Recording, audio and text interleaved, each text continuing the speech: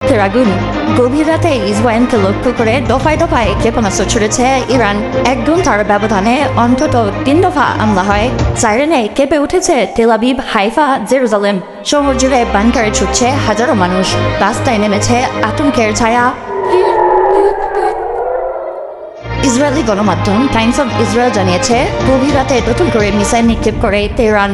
দক্ষিণাঞ্চল জুড়ে সতর্কতা সাইরেন বেজে ওঠে। বাসিন্দারা ছুটে যান আশ্রয় কেন্দ্রে।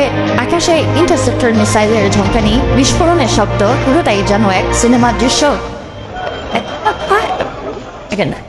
এদিকে ইরানের বিপ্লবী গার্ড বাহিনী দাবি করছে, পারস্য উপসাগরে অবস্থানরত মার্কিন রণতরী ইউএসএস আব্রাহাম লিঙ্কনকে লক্ষ্য করেও হামলা চালানো হয়।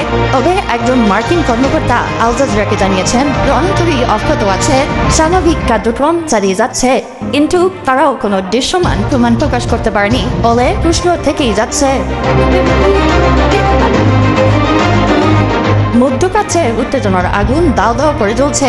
ইরানের সর্বোচ্চ নেতা আয়াতুল্লাহ খামেনির হত্যার প্রতিশোধ নেওয়ার ঘোষণা করে এই সংঘাতের বিস্তার।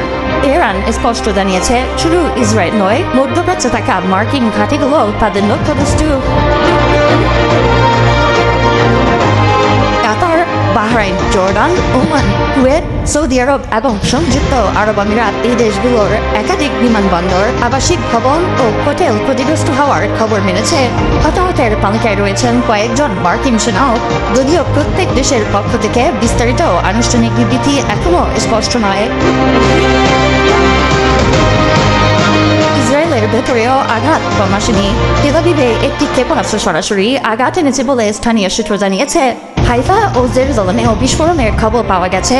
ইসরায়েলি প্রতিরক্ষা বাহিনী আইডিএফ আকাশ প্রতিরক্ষা ব্যবস্থা সক্রিয় রাখলেও সব ক্ষেপণাস্ত্র প্রতিহত করা গেছে কিনা তা নিশ্চিত করা যায়নি। অন্যদিকে সীমান্তবর্তী একটি রেজিমেন্টের সদর দপ্তরে ইসরায়েলি হামলায় 40 জন ইরানি সেনা নিহত হয়েছেন বলে দাবি উঠেছে। সেই ঘটনার পরই প্রতিশোধের আগুন যেন আরও তীব্র হয়ে ওঠে। তেহরান থেকে একের পর এক মিসাইল ছোড়া শুরু হয়। ইরানের অভ্যন্তরে প্রতিশোধের আবেগ এখন তুঙ্গে। পবিত্র জামকারান মসজিদে উত্তোলন করা হয় লাল পতাকা, যা প্রতিশোধের প্রতীক হিসেবে পরিচিত। এই পতাকা ওঠা মানেই যুদ্ধের ঘোষণা। রক্তের বদলা এবার নেওয়া হবে। পারস্য উপসাগর জুড়ে সামরিক জোট, আঞ্চলিক ঘাঁটি, জ্বালানি সরবরাহ সবকিছু জড়িয়ে গেছে ইরান